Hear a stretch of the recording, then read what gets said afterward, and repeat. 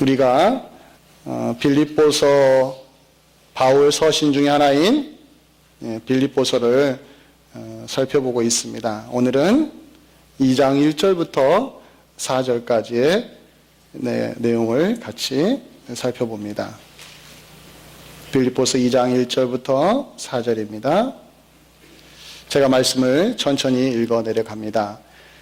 그러므로 그리스도 안에 무슨 권면이나 사랑의 무슨 위로나 성령의 무슨 교제나 긍휼이나 자비가 있거든 마음을 같이하여 같은 사랑을 가지고 뜻을 합하며 한 마음을 품어 아무 일에든지 다툼이나 허영으로 하지 말고 오직 겸손한 마음으로 각각 자기보다 남을 낮게 여기고 각각 자기 일을 돌볼 뿐더러 또한 각각 다른 사람들의 일을 돌보아 나의 기쁨을 충만하게 하라. 아멘. 잠시 한번 기도합니다. 고마우신 아버지, 2000년 전에 바울의 손을 통하여 이 빌립보서를 기록하게 하신 아버지 하나님, 성령의 영감으로 기록된 이 말씀, 오늘 2013년을 살아가는 저희들이 그 말씀 앞에 섰습니다. 하나님께서 성령으로 우리와 함께 하시고 이 말씀에 깊이 들어가게 하여 주시옵소서. 그리하여 우리의 모습을 돌아보게 하시고 우리의 교회의 모습도 돌아보게 하여 주시고 이 시대를 살아가는 그리스도인으로서 어떻게 살아야 되며 또 어떠한 영적인 자질을 가져야 될지 우리가 돌아보는 귀한 시간 되게 하여 주시옵소서. 감사합니다. 예수님의 이름으로 기도하옵나이다. 아멘. 우리가 1절부터 4절에 있는 말씀을 읽었습니다. 이 한글 성경 말고 이 헬라어 원문이 있습니다. 헬라어 원문을 보시면 1절부터 4절에 있는 내용이 하나의 문장으로 되어 있습니다. 우리가 쭉 읽었잖아요. 1절부터 4절까지 딱딱 끊어진 것이 아니라 하나의 문장이에요. 깁니다. 여러분들 글을 읽을 때에 너무 긴 문장을 읽다 보면 중간에 헤매는 경우가 있습니다. 갑자기 내가 어디까지 왔는지 모르는 경우가 있어요. 그래서 다시 한번 또 읽어봅니다. 빌립보서 2장 1절부터 4절이 그런 느낌을 주게 되어 있습니다. 1절부터 4절인데 한 문장이에요. 그럴 때 우리가 놓치지 말아야 되는 것은 메인 동사가 뭐냐, 또 메인 주어가 뭐냐, 이것만 찾으면 여러분들이 이 문장을 이해하는데 1차적으로 아주 중요한 것을 얻게 됩니다. 오늘 2장 1절부터 4절에 메인 동사가 하나 있습니다. 그것은 4절 마지막에 보면 나의 기쁨을 충만하게 하라, 이 말씀입니다. 충만하게 하라, 충만하게 하다, 이게 바로 주동사입니다. 그리고 주어는 명백하게 나와 있지 않지만 너희는으로 되어 있습니다. 2인칭으로 되어 있습니다. 너희는 나의 기쁨을 충만하게 하라. 따라서 여러분들이 오늘 2장 1절부터 4절에 있는 내용을 이해할 때 1차적으로 신경 써야 되는 것은 바로 이것입니다. 바울이 빌립보 교회를 향하여 원하는 것을 쓰고 있다는 거예요. 나의 기쁨을 충만하게 해 주세요. 이렇게 소원하고 있습니다. 여러분 알다시피 지금 바울은 어디에 있습니까? 감옥 안에 있습니다. 감옥 안에 있는 사람이 감옥 밖에서 자유롭게 신앙생활하고 있는 빌립보 교회를 향하여 소원하고 있습니다. 나의 기쁨을 충만하게 하십시오. 자, 그런 말을 들으면 1차적으로 어떻게 충만하게 해야 되느냐? 그럼 교회가 어떤 식으로 해야 바울의 기쁨이 충만해지느냐라는 질문이 생기게 되어 있습니다. 많이 여러 가지로 생각해 볼 수가 있습니다. 사람을 기쁘게 해줄 수 있는 게 뭔가? 특별히 감옥 안에 갇혀 있는 사람을 기쁘게 해줄 수 있는 건 뭐겠습니까? 자주 방문해 주는 겁니다. 1차적으로. 그리고 필요한 물건들을 넣어주면 매우 좋습니다. 또 하나는 좀 억울하게 갇혔으면 변호사를 사서라도 어떻게 해요? 많은 비용을 들여서라도 이 억울함을 풀어줘서 빨리 감옥에서 나가도록 해주는 것이 바로 누구의 소원이겠습니까? 감옥 안에 있는 사람의 소원 아니겠습니까? 우리가 충분히 그렇게 예상할 수 있는데 오늘 바울은 전혀 다른 방향으로 우리에게 이야기를 하고 있다는 것을 여러분들 꼭 유념해 주시기를 바랍니다. 어떤 식으로 해야, 교회가 어떤 식으로 어떤 모습을 서 있어야 바울의 기쁨을 충만하게 해주느냐, 여기에 하나님의 음성이 있음을 우리가 기억하고 같이 한번 오늘 이 말씀에 집중을 해보기를 원합니다. 2장 1절부터 4절에 있는 내용을 두 개로 나눌 수가 있습니다. 1절과 2절부터 4절까지의 내용으로 나눌 수가 있어요. 2장 1절은 원문을 보면은 족고문으로 되어 있습니다. 그래서 그 내용이 뭐냐면 교회가 이미 가지고 있는 영적인 차질에 대해서 묘사를 해줍니다. 그래서 1절에 이렇게 시작하죠. 그러므로 그리스도 안에 무슨 권면이나 사랑의 무슨 위로나 성령의 무슨 교제나 긍휼이나 자비가 있거든. 여기에 만약이라는 단어가 빠졌는데 이게 있습니다. 원문을 보면 그러므로 만약 너희가 권면이나 너희가 위로나 또 교제나 긍휼이나 자비가 있거든.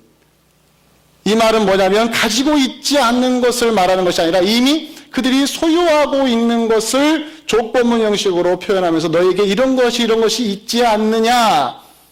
너희에게 뭐가 있다라는 거예요? 권면이 있고 위로가 있고 또 교제가 있고 긍휼이나 자비가 있지 않느냐. 너희가 이미 하나님이 부여해 주신 신앙의 아주 중요한 영적인 자질들을 이미 가지고 있지 않느냐. 그것을 다시 리마인드를 시켜주면서 교회가 오랫동안 바울의 전도를 통하여 교회가 세워졌습니다. 그 안에 믿는 자들이 1명, 2명 생기기 시작했습니다. 세월이 흘렀습니다. 그 가운데 바울의 그 심려를 기울여서 했던 것이 뭐냐면 이 교회가 영적으로 그리스도 안에서 잘 서게 하는 것.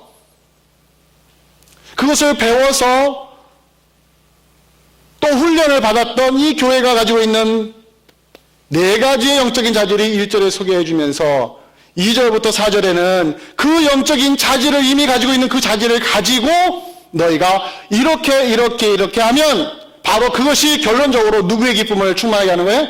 바울 자신의 기쁨을 충만하게 한다. 이렇게 이해를 할 수가 있습니다. 바울은 사실 이 말을 하면서 단지 자기 자신 개인적인 기쁨, 즐거움을 추구한 것이 아니라는 것을 확인해야 되는 것입니다. 그래서 성경이 이렇게 하나님의 영감으로 기록이 된 거예요. 이것은 곧 하나님의 마음을 기쁘게 하는 방식이 된다는 겁니다. 바울은 지금 이 땅에 없습니다. 그는 오래전에 죽었습니다. 지금은 그리스도의 보좌 앞에서 있습니다. 그러나 이 성경은 그대로 우리에게 2000년 동안 흘러와서 지금 이 자리에 우리에게 남겨져 있습니다.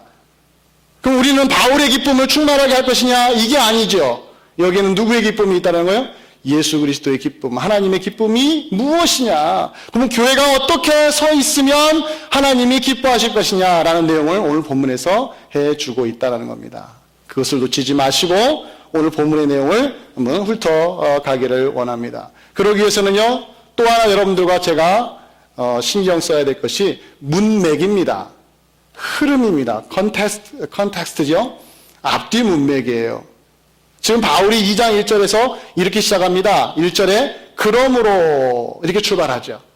그러므로라는 것은 그 앞에 있는 내용을 들은 다음에 그러므로 이렇게 말하는 거죠. 언제 그러므로를 쓸까요?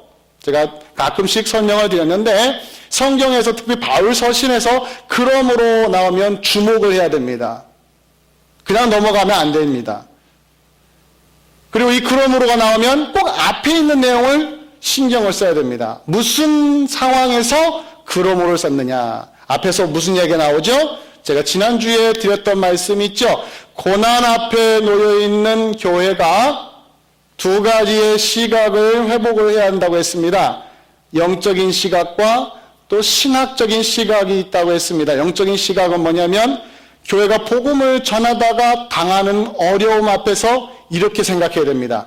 영적인 시각이 뭐냐면 박해를 하는 세상 사람들에게는 이것이 바로 멸망의 증거이지만 박해를 받고 있는 교회 성도들에게는 구원의 증거다. 따라서 여러분들이 복음을 전하고 복음대로 살다가 어려움을 당하고 손해를 입으면 꼭 그 부분에서 여러분들이 명심해야 될 것은 이것은 내가 구원받은 증거구나라고 아셔야 한다는 거예요.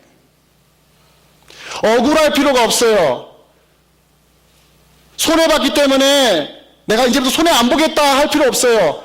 무엇 때문에 손해를 받느냐? 무엇 때문에 내 시간을 허비했느냐? 무엇 때문에 내 물질을 썼느냐? 그 무엇 때문에만 초점을 맞추시면 되는 겁니다. 여기 사업을 하는 사람들이 왜 투자를 하죠? 왜 리스크를 안고 투자를 합니까? 자기가 이루고 싶은 목적이 있어서 그러는 거예요. 그 목적을 이루게 하여 지금 잠시 이 돈을 써버리는 것이죠. 그랬다가 실패하면 다 날리는 거 아니겠습니까? 다 날려도 뭐라고 그래요?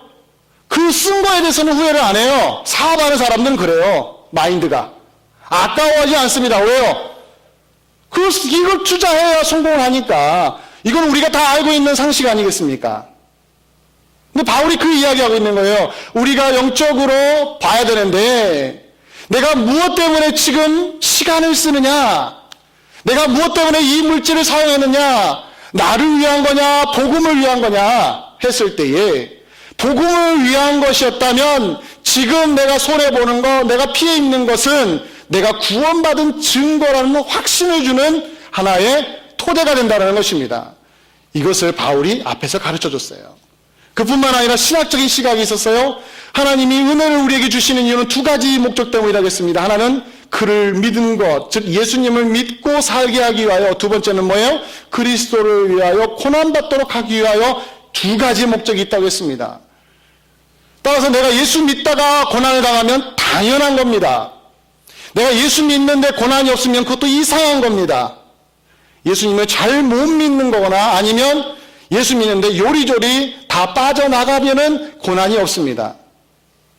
그 이야기를 바울이 앞에서 했어요. 따라서 복음 때문에 당하는 고난은 자연스러운 것이라고 설명을 한 것이죠. 그 다음에 하는 말이 2장 1절에 나옵니다. 그러므로 이렇게 시작하죠. 그러므로. 자, 그렇다면 무엇을 예상할 수 있겠습니까, 여러분들? 지금도 무슨 이야기를 하고 싶은 거예요? 고난을 받은 교회, 신앙 때문에 어려움과 고초를 당하는 성도들을 일으켜 세워주고 싶은 마음 때문에 그러므로 이야기하는 거예요. 즉 2장 1절부터 4절에 있는 내용도 어떤 사람들을 세우고 싶은 거예요? 다시 말씀드립니다. 고난 가운데 있는 교회와 신자들을 든든하게 세우고 싶어서 감옥 안에 있음에도 불구하고 여러분 이렇게 하십시오. 그렇게 하셔야 제가 감옥 안에 있어서도 기쁨이 충만할 수 있습니다. 교회가 단단히 바르게만 서 있으면 나 하나쯤 감옥에 갇혀서 당장 내일 죽는다 할지라도 하나님 앞에 감사하겠습니다. 여러분 이 바울의 이 열정이 우리 안에서 나타나야 한다는 거죠.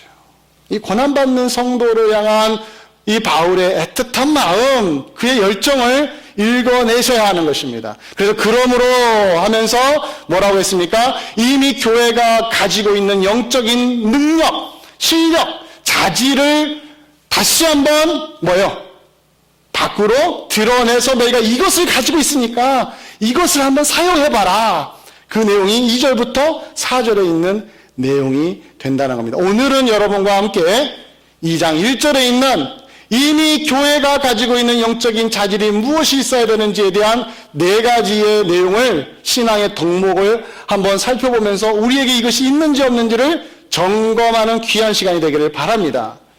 이것이 있어야 돼요. 이게 없으면 고난 앞에서 교회가 맥없이 무너지게 되어 있습니다. 그렇다면 무슨 영적인 자질이 우리에게 있어야 되느냐? 이 빌립보 교회가 가지고 있는 자질들을 살펴봅니다. 2장 1절을 다시 한번 읽어볼게요. 이렇게 이야기합니다. 그러므로 그리스도 안에 너희가라고 한번 제가 넣습니다. 그러므로 너희가 그리스도 안에 무슨 권면이나 사랑의 무슨 위로나 성령의 무슨 교제나 긍휼이나 자비가 있거든. 여기 보면 네 가지의 자질을 소개시켜주고 있습니다. 첫 번째는 그리스도 안에 무슨 권면, 이 단어 기억하세요? 권면. 이것이 교회 안에 있어야 됩니다. 두 번째는 사랑의 무슨 위로가 교회 안에 있어야 됩니다. 세 번째는 성령의 무슨 교제, 교제가 있어야 됩니다. 마지막 네 번째는 긍휼이나 자비는 같은 미닝을 가진 다른 단어이기 때문에 함께 묶을 수가 있는데요. 긍휼이 교회 안에 있어야 됩니다. 즉 교회가 고난에 있든지 고난이 아닌 곳에 있든지 이렇게 민주국가에서 고난 없이 살고 있는 우리 이스트베이 장로교회나 미국에 있는 수많은 이민교회든지 아프리카 무슬림의 공격 앞에서 언제 폭탄이 터질지 모르는 곳에서 신앙생활하고 있는 그리스도인이든지 북한처럼 잡히면 그 자리에서 처형당할 수밖에 없는 그 험악한 곳에서도 지하교회에서 신앙생활하고 있는 교회이든지 상황이 위급하든 안전하든 아무 상관없이 교회가 이 땅에 존재하면서 꼭 가지고 있어야 될 네 가지 필수 신앙 덕목이 있다는 것이 바로 이 네 가지가 오늘 본문에 있다는 겁니다. 이것을 여러분들 우리 안에 있는지 꼭 체크를 하십시오. 자주 체크를 하셔야 됩니다. 첫 번째, 무엇이 있어야 됩니까? 그리스도 안에 무슨 권면, 즉 교회는 항상 권면이 있어야 됩니다. 권면한다는 것은 무엇 같냐면 부모가 자식을 키울 때에 주로 어떻게 합니까? 충고를 합니다. 디렉션을 지시합니다. 이렇게 하라, 저렇게 하라, 이렇게 하면 안 된다, 저렇게 하면 안 된다. 이것을 오늘 본문에서는 권면이라는 단어를 씁니다. 영어로 말하면 encouragement라고 합니다. 즉 용기를 불어넣어주는 거예요. 이렇게 하도록 계속해서 힘을 넣어주는 거죠. 힘을 넣어줄 때 항상 잘했다고만 칭찬해 주는 것이 아니라 잘못하면 야단도 치는 거죠. 바로 그게 그 권면의 뜻입니다. 교회 안에서의 권면은 보통 두 가지로 나타납니다. 첫 번째는 말씀 선포를 통해서 권면이 나타납니다. 두 번째는 성경 공부를 통해서 권면이 나타납니다. 즉 하나님 말씀을 들여다보고 하나님 말씀을 들을 때에 그 하나님의 음성을 통하여 권면이 우리에게 나타납니다. 그런데 여기에서 무슨 권면이라고 해요? 조건이 있죠? 그리스도 안에 있는 권면이라고 이야기합니다. 교회에 권면이 있어야 되는데 그리스도 안에 있는 권면만 있어야 됩니다. 이 말은 얼마든지 교회 안에 그리스도와 상관없는 권면이 있을 수 있다라는 전제가 있기 때문에 그렇습니다. 왜 그럴까요? 태어날 때부터 예수 믿는 자로서 하나님의 모든 뜻을 알고 태어난 존재는 이 땅에 아무도 없습니다. 모든 인류는 태어날 때부터 죄인으로 태어납니다. 하나님 없이 태어납니다. 그리고 하나님 없이 어떤 사람은 20년 살기도 하고 어떤 사람은 50년 살기도 합니다. 그러면은 세상 문화가 그 영혼을, 그 정신을, 그 생각을 다 점령하고 있습니다. 자기 나름대로 가치 판단이 생깁니다. 자기 나름대로 어떻게 해야, 어떻게 행동하면, 또 어떻게 처신하면 이렇게 할 수 있고 저렇게 할 수 있다는 걸 배우게 됩니다. 학교 공부를 통해서도 하게 되고 또 도서 책을 통해서도 그 지식을 얻습니다. 그게 다 쌓여 있는 상태에서 교회를 오는 겁니다. 그 상태에서 예수 그리스도를 믿는 것이 무엇인지를 배우게 되고 예수 믿으면 이렇게 해야 된다 저렇게 해야 되는 것을 알게 됩니다. 그러면 컨플릭트가 그 안에 생깁니다. 어떤 컨플릭트예요? 내가 기존에 알고 있던 지식과 예수 그리스도를 통하여 새롭게 알고 있는 지식 사이에 충돌이 일어나는 거예요. 그럴 때에 내가 어디를 선택할 것인지를 고민하는 자리가 어디냐? 바로 신앙생활의 자리가 거기에 있다는 겁니다. 그렇기 때문에 내버려 두면 성도님들이 알아서 자기 갈 길을 가는 게 아닙니다. 사사기서에 말한 것처럼 왕이 없으므로 사람들이 자기 소견대로 행하더라처럼 하나님 말씀이 없으면 묵시가 없으면 뭐예요? 사람들이 다 제갓길로 가는 거예요. 즉 교회는 언제나 그리스도 안에서 하나님의 말씀의 권면이 선포가 되어야 됩니다. 따라 그러면 그 권면 앞에서 인커리지먼트라고 했어요. 인커리지먼트는 어떤 것입니까? 사실의 바탕을 두고 진리의 바탕을 두고 우뚝 서 있는 것이 인커리지먼트의 기본적인 개념입니다. 지금 내가 어디서 용기를 얻어야 되느냐? 내가 지금 바르게 가고 있는지 잘못 가고 있는지를 말씀을 통하여 확인할 때에 그 자리에서 내가 잘못 가고 있으면 이렇게 다시 고치면 되는구나. 또 잘 가고 있으면 그래 더 열심히 해보자. 이것이 바로 권면이 가지고 있는 목적이죠. 그리고 이것이 바로 그리스도 안에서 이루어져야만 되는 겁니다.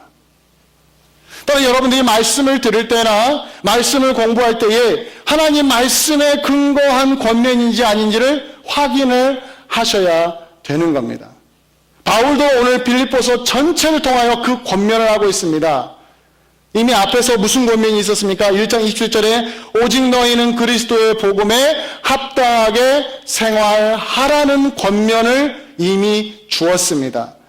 그보다 훨씬 앞에서 1장 3절 이하에 보면 이런 말씀이 있습니다. 교회가 복음에 참여한 교회로서 또 복음을 변명하고 확정하고 복음을 방어하는 일에 있어서 참으로 잘 서 있었다라는 것을 권면을 통하여 인커리지를 시켜주고 있습니다. 이미 잘하고 있는 것을 잘했다고 칭찬해주는 방법으로 또 한 번은 뭐예요? 그럼에도 불구하고 너희가 복음에 합당하게 생활해야 된다라는 또 한 번 명령을 함으로써 권면을 해줌으로 교회를 세워주고 있다는 거예요. 교회 안에 이것은 생명과 같은 것입니다. 교회 안에 말씀이 없으면 교회는 더 이상 존재할 가치가 없습니다. 성도들의 삶에 하나님 말씀이 없으면 더 이상 그리스도인이 아닌 것입니다. 말씀을 멀리하는 신자들에게는 그 어떠한 하나님의 선함이 나타나지 않습니다. 말씀이 내 안에 없는데 내게서 나가는 건 무엇겠습니까? 그 말씀과 상관없는 내 생각과 세상 가치관과 학교에서 배웠던 것들의 내용이 밖으로 표출되는 것입니다. 근데 빌립보 교회가 지금 뭐 하고 있었다는 거예요? 그리스도 안의 권면이 참으로 풍성했었다. 이것을 지금 교회를 향하여 너희가 이렇게 권면을 가지고 있지 않느냐? 하나님 말씀을 잘 배웠지 않느냐? 이것을 사용을 해보라고 이야기하고 있습니다. 여러분, 우리 교회는 이 부분에서 계속해서 열심히 달려갈 것입니다. 하나님 말씀 위에 성도들을 어떻게든 세우려고 애를 쓸 것입니다. 그러나 그 권면이 여러분에게 쓰게 느껴지든 때로는 달게 느껴지든 때로는 아프게 다가오든 여러분 그것이 하나님 말씀이라면 감수하시기를 바랍니다. 그곳에서 영적인 성장이 이루어지게 되어 있습니다. 여러분, 아이들이 왜 성장할 때 부모가 걱정합니까? 먹고 싶은 음식만 먹으니까 불안한 거예요. 제 큰딸도 지금은 많이 달라지대요. 나이가 먹으니까. 너무 편식이 심했어요. 자기가 좋아하는 것만 입에 대려고 그래요. 아무리 옆에서 꾸짖어도요, 안 먹어요. 얼마나 불안한지 아시죠? 근데 영적인 편식을 하는 성도들은 바로 그런 일을 합니다. 내가 듣고 싶은 이야기만 들으려고 하고 내가 알고 있는 이야기만 붙잡으려고 합니다. 그래서 말씀을 골고루 듣고 골고루 배우려고 하는 자세를 멀리 합니다. 그러면 어떻게 될까요? 성도들이 한쪽만 자라가게 되는 거예요. 불균형입니다. 불균형. 그래서 그 약한 부분을 마귀가 치면은 뚝 떨어져 버리는 겁니다. 여러분, 사탄이 얼마나 지혜로운지 아십니까? 우리의 약점을 정확하게 알고 있습니다. 지금 안 건드릴 뿐입니다. 그럴 때 여러분과 제가 정신 바짝 차리고 약한 부분을 커버를 해야 되는데 그냥 지금도 내 좋은 것만 하고 있어요. 그러다 어느 순간에 약한 부분을 탁 건드리면 여지없이 무너집니다. 그래서 우리가 이런 말 하잖아요. 아니 30년을 예수 믿었는데 왜 이렇게 쉽게 넘어지지? 저 사람은 믿음이 좋은 것 같은데 어떻게 저렇게 쉽게 확 넘어지지? 이런 말이 나와요. 평소에 편식하고 있으니까 그러는 거예요. 그 중에 하나가 뭐예요? 고난을 싫어하는 거예요. 예수 믿는 자로서 고난받는 걸 너무 이상하게 여기는 거예요. 그럴 때 오늘 말씀처럼 그리스도 안에서 권면이 뭡니까? 하나님이 은혜를 주신 것은 그를 믿을 뿐만 아니라 그를 위하여 고난도 받아야 된다. 이 가르침을 성도님들에게 계속 리마인드를 시켜주는 거예요. 기억을 시켜주고 확인을 시켜주는 겁니다. 그래서 그리스도인으로서 살면서 어려움 당하면 그래요. 그게 바로 예수 믿는 증거예요. 당신이 구원받은 증거입니다. 정상적인 겁니다. 서로서로 인커리지 시켜줘야 돼요. 근데 교회 안에 이것이 사라지니까 뭐가 되는 거예요? 구원받은 사람이 왜 고난을 받아? 기도를 많이 하는 사람이 왜 고난을 받아? 하나님 말씀을 잘 읽는데 왜 어려움을 당해? 신앙생활을 잘 못하니까 어려운 일을 당하는 것이지, 기도를 안 하니까 어려운 일을 당하는 것이지, 이런 말들이 성도들 입에서 꾸역꾸역 나오는 거예요. 그러나 이것이 안 막혀요. 입을 닫게 해야 돼요. 그런 소리는. 성경에 없는 이야기를 함부로 하고 다니면서, 성경에 없는 이야기를 지어내면서 교회의 영적인 분위기를 흐릴 때는 막아야 됩니다. 이게 바로 바울이 했던 이야기예요. 그를 믿을 뿐만 아니라 그를 위하여 고난도 받아야 되느니라. 이게 바로 정상적인 신자의 삶이에요. 근데 이것을 전륙발이 신앙으로 만들어버리면, 편식하는 신앙으로 만들면 매우 위험하다는 것입니다. 그래서 바울이 첫 번째로 꼽는 게 뭡니까? 그리스도 안에 무슨 권면이 있거든. 너희가 그리스도 안에서 균형 잡힌 신앙인으로 크게 하여 내가 얼마나 너희들에게 애를 썼는지 아느냐? 다시 그렇게 서 있어라 라고 지금도 권면하고 있습니다. 두 번째 영적인 자질이 있습니다. 오늘 본문의 두 번째는 뭡니까? 위로입니다. 컨솔레이션. 위로하는 건 위로. 근데 앞에 무슨 단어가 붙었어요? 사랑의 위로라고 합니다. 사랑의 위로. 영어 성경에 보면 from이라고 합니다. from the love. from love라고 그래요. 사랑으로부터 나온 위로라는 거예요. 즉 교회가 평소에 무슨 훈련을 받아야 되냐면 위로하는 훈련을 해야 되는데, 어떤 위로요? 마음이 그래서 사랑이 충만해져서 그 사랑으로 나오는 위로가 넘치도록 하는 일이 필요합니다. 참 이게 참 쉬운 것 같은데 어렵습니다. 바울은 오늘 빌립보서에서 이 일을 이미 했습니다. 1장을 잠깐 볼까요? 1장 6절과 8절에 보시면 바울이 사랑하는 마음으로 교회를 어떻게 위로하고 있는지 1장 6절을 보십시오. 너희 안에서 착한 일을 시작하신 이가 그리스도 예수의 날까지 이루실 줄을 우리는 확신하노라. 어떻게 교회를 위로합니까? 너희 안에서 누가 착한 일을 시작하셨대요? 바울이 아니라, 어떤 사람이 아니라 우리 하나님이 너희 안에서 착한 일을 시작하셨다. 따라서 여러분들, 너희가 지금 좀 부족한 것이 있어도, 연약한 것이 있어도 너희 안에서 착한 일을 시작하신 하나님이 언제까지 이루신다는 거예요? 그리스도 예수의 날까지 이루실 것이야. 확신해. 이게 얼마나 큰 위로가 되는지 모르겠어요. 이게 바로 사랑의 위로입니다. 또 하나 8절을 보십시오. 이렇게 또 바울이 말합니다. 내가 예수 그리스도의 심장으로 너희 무리를 얼마나 사모하는지 하나님이 내 증인이시다. 바울이 교회를 얼마나 사랑하는지, 근데 무슨 심장이라고 말합니까? 예수 그리스도의 심장으로, 인간적인 마음으로, 인간적인 사랑으로, 이게 아니라 그리스도 예수의 심장으로 내가 너희를 얼마나 사모하고 사랑하는지 하나님이 증인이시다. 이 사랑의 마음으로 지금 빌립보서 전체를 쓰고 있다는 겁니다. 따라서 이 안에는 쓴 물도 있습니다. 단물도 있습니다. 예를 들어서 복음에 합당하게 생활하십시오, 이 말 들으면 복음에 합당하게 생활하지 않는 성도들은 찔림이 있습니다. 그래도 바울의 마음은 어떤 마음이에요? 사랑에서 우러나오는 위로가 있다는 거예요. 그래서 원문을 보면은 앞에 있는 그리스도 안에 있는 권면이라는 단어하고 이 사랑의 위로라는 단어가 다른 단어이지만 미닝은 거의 비슷합니다. 즉 권면하고 격려하는 것과 위로하는 것은 대동소이예요. 동절의 양면 같은 거예요. 따라서 사랑으로 성도들을 섬기면 어떠한 자세로 성도들에게 위로해야 될지 알게 되는 겁니다.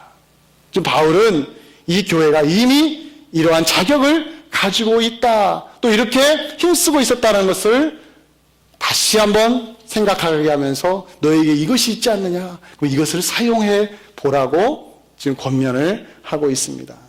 여러분들, 우리가 꼭 기억해야 될 것은 지금 내가 사랑의 마음으로 위로하고 있는지를 여러분들 기억하시기를 바랍니다. 유명한 구절 한 구절을 제가 소개합니다. 고린도 후서 1장 4절에 이런 말씀이 있습니다. 제가 읽어드립니다. 우리의 모든 환난 중에서 우리를 위로하사 우리로 하여금 하나님께 받는 위로로서 모든 환난 중에 있는 자들을 능히 위로하게 하시는 이시로다. 하나님은 위로의 하나님인데요. 먼저 누구를 위로합니까? 환난 가운데 있는 사람을 위로하신대요. 거기서 끝난 것이 아니라 그 환난 가운데 있는 성도가 하나님께 위로를 받으면 거기서 끝난 것이 아니라 또 다른 환난 중에 있는 성도들을 찾아간대요. 위로의 순서를 잘 기억하십시오. 우리 이렇게 말합니다. 가진 자가 못 가진 자를 위로할 수 있다. 큰 자가 작은 자를 위로할 수 있다. 아니에요. 진정한 위로는 동병상련입니다. 동병상련. 같은 아픔을 안고 있는 사람을 위로할 때 가장 강력합니다. 그러니까 환난 가운데 위로를 받은 성도가 또 다른 환난 가운데 있는 사람을 볼 수 있는 거예요. 눈에 들어와요. 우리 교회 안에 그런 위로가 가득 넘쳐야 됩니다. 여러분, 서로 그런 마음으로 위로를 해 주시기를 바랍니다. 그 위로가 교회를 새롭게 합니다. 그 위로가 성도들을 이렇게 세워줍니다. 여러분들, 사랑의 위로가 절실합니다. 우리 교회에 특별히 이 사랑의 위로가 가득 넘쳐야 됩니다. 사랑하는 마음으로 성도들을 보며, 사랑하는 마음으로 어려운 자들을 돌아보며, 사랑의 마음으로 그를 어떻게 세워줄까 고민하고 기도해주는 성도, 그것이 바로 교회를 더욱더 단단하게 세울 수 있는 하나의 영적인 무기가 되는 것입니다. 우리 교회 안에 이 사랑의 위로가 넘치도록 여러분들 기도해 주시기를 바랍니다. 세 번째 영적인 자질이 있습니다. 여기에 보면 성령의 무슨 교제다 이렇게 말합니다. 성령의 무슨 교제. 성령의 교제가 있어야 한다고 말합니다. 근데 특이하게요, 성경에는 또 하나의 교제가 있습니다. 성도의 교제가 있습니다. 근데 오늘 바울은 성도의 교제라고 하지 않고 성령과 함께하는 교제라고 의도적으로 성령을 여기다가 개입을 시킵니다. 무슨 뜻일까요?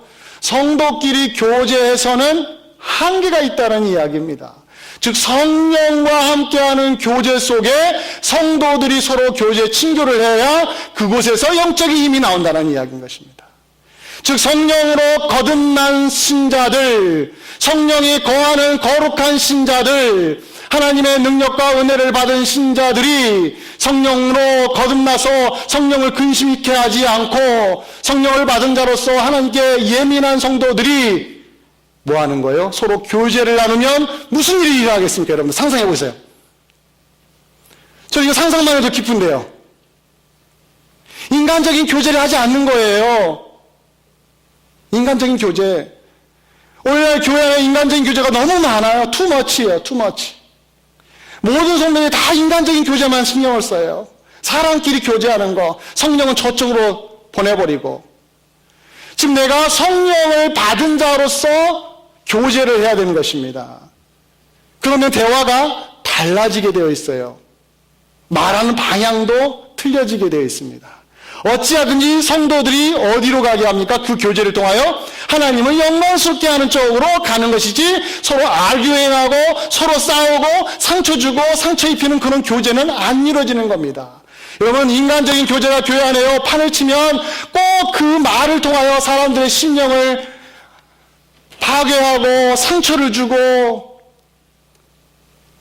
교제를 오래하면 오래할수록 더 큰 상처만 남깁니다. 교회 안에는요. 그러나 성령과 함께하는 교제는요, 친교가 오래되면 오래될수록 누구를 바라보게 돼요? 하나님을 바라보게 됩니다. 교회는 그래야 돼요. 온 성도님들이 그 마음을 품으셔야 됩니다. 인간적인 정을 나누는 말 한마디가 중요한 것이 아니라 성령이 함께하는 자로서 저 지금 불쌍한 저 사람, 저 신자, 하나님이여 어떻게든 주님 앞에 바로 서기를 원합니다. 이 심정으로 다가가는 것, 하늘과 땅 차이라는 걸 여러분들 기억을 하시기를 바랍니다. 교회는요, 성령의 교제가 이루어져야 하는 것입니다. 세상 영을 받은 자로서가 아니라 하나님께로부터 온 거룩한 영을 받은 성도로서 성도가 성도를 세워주는 일, 즉 내가 지금 성령 받은 자로서 상대방을 대하고 있는지를 자기 자신의 영성을 먼저 점검을 하시면서 주님 앞에 서시기를 바랍니다. 그래야 할 때에 교회는 어려움과 고난이 와도 든든하게 그것을 이겨낼 수가 있습니다. 성령의 교제 꼭 기억하십시오. 네 번째, 마지막에 두 개의 단어가 나옵니다. 긍휼과 자비라는 단어가 나옵니다. 그러나 긍휼이나 자비나 참 번역을 잘했습니다. 둘 다 같은 미닝을 가지고 있기 때문에 그래요. 즉 교회 안에는 긍휼이 넘쳐야 됩니다. 풍성해야 됩니다.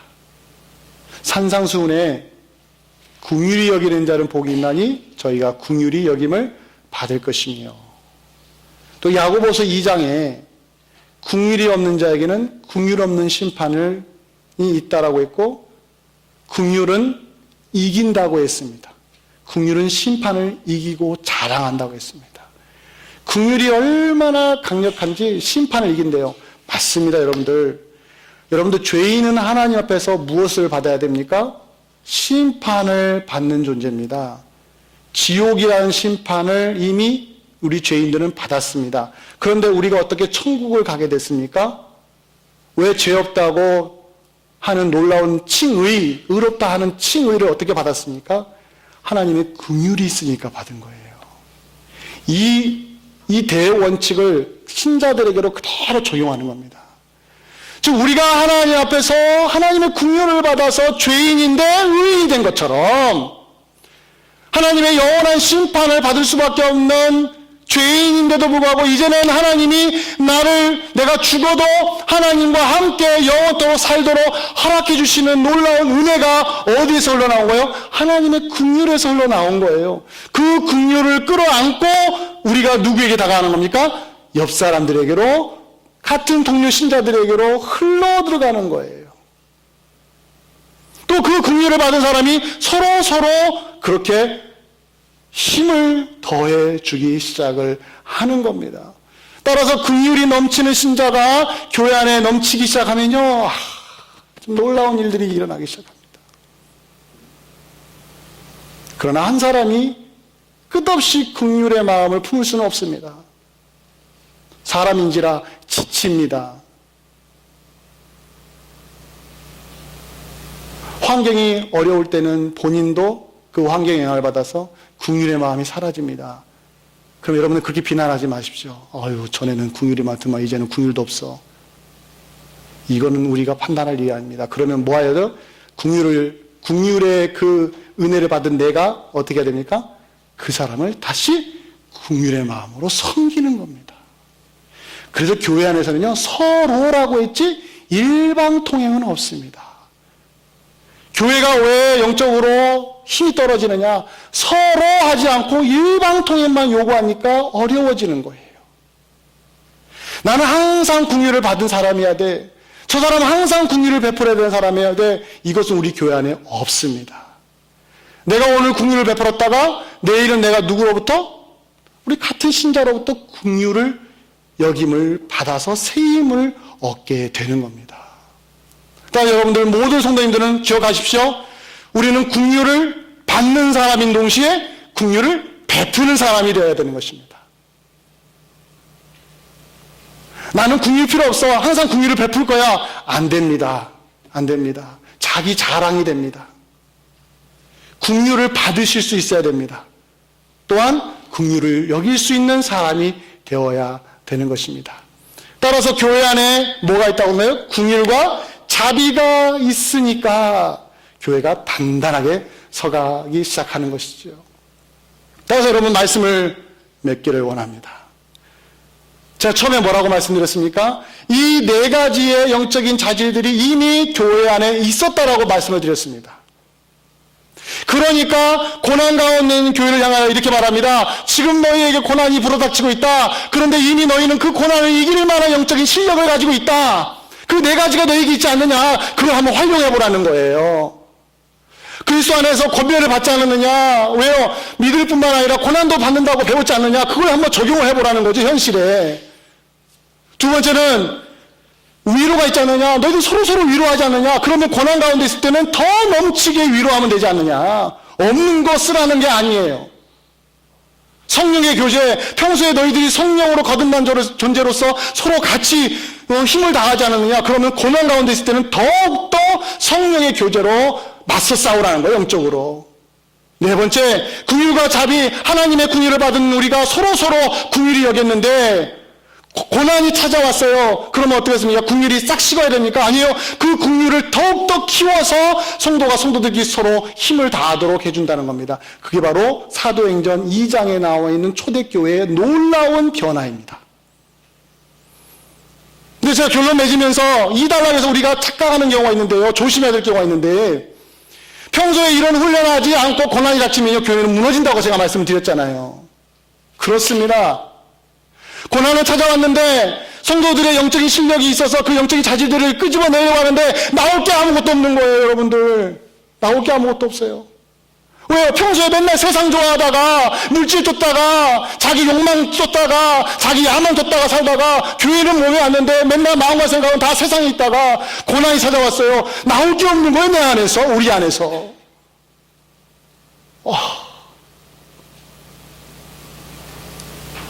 이게 없으면 그 다음에 2절부터 4절에 있는 내용이 하나도 우리에게 적용이 안 되는 거예요. 실천할 수가 없습니다. 따라서 여러분, 우리 교회가 지금부터 계속해서 힘써야 될 게 뭐겠습니까?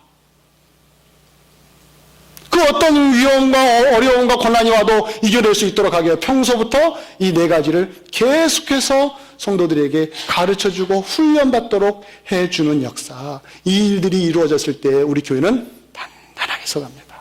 저는 이 단단하게 서가는 걸 너무 좋아해요. 이 시대에 강한 신자가 필요합니다. 흐지부지 신앙생활하는 사람 필요 없습니다. 한 발은 세상에, 한 발은 교회에 필요 없습니다. 빨리 넘어오셔야 됩니다. 어디에로요? 그리스도 안으로 넘어오셔야 됩니다. 대충 신앙생활한 걸 이제는 더 이상 용납해서는 안 됩니다. 여러분, 이제는 더 이상 변명할 때가 아닙니다. 하나님, 내 상황이 이러니까 더 이상 그럴 때가 아닙니다. 이제는 뭐예요? 이 말씀대로 하나님, 그리스도 안에서 내가 권면을 받겠습니다. 충고를 받겠습니다. 무엇을 잘하고 있는지 못하는지 내가 배우겠습니다. 하나님, 내가 사랑의 위로를 실천하겠습니다. 내가 이제 성령으로 교제를 하겠습니다. 이제는 내 마음에 긍휼과 자비가 가득 넘쳐서 그 마음으로 성도들을 대하겠습니다. 이 훈련을 하겠습니다. 그리할 때 고난이 와도 우리는 이길 수가 있습니다. 하나님, 이런 교회를 우리에게 허락하여 주시옵소서. 이 교회가 바로 이스트베이 장로 교회임을 우리가 확인하며 매주마다 신앙 훈련을 받고 신앙생활하는 그런 교회가 되도록 여러분들이 바로 그 자리에 있기를 원합니다. 다른 사람 앉혀놓지 마세요. 여러분이 그 자리에 앉으셔야 여러분을 통하여 하나님이 또 다른 일을 하십니다. 그 역사를 소망하며 오늘도 꿈을 꾸고 주님 앞에서 최선을 다하여서 이 한 주간도 믿음으로 승리하시기를 주의 이름으로 간절히 축원드립니다. 기도하겠습니다. 고마우신 아버지 하나님, 맞습니다.